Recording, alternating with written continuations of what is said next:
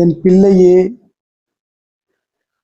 நீங்கள் அனுப்பிய செய்திக்கு ஒருவர் பதில் சொல்லாமல் தவிர்க்கலாம்.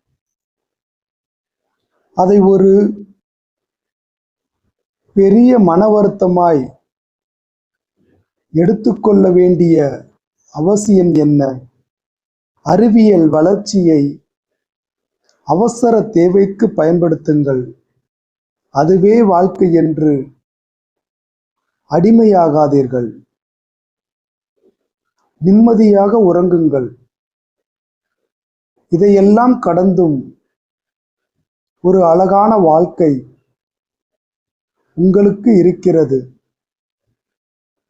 உங்களுக்கான எதுவும் உங்களை விட்டு செல்ல முடியாது.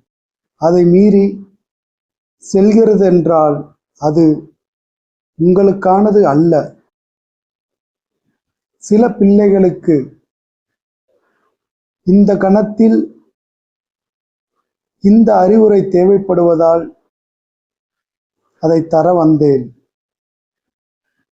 வாழ்வில் அழகான எத்தனையோ விஷயங்கள் உங்களுக்காக காத்திருக்கின்றன.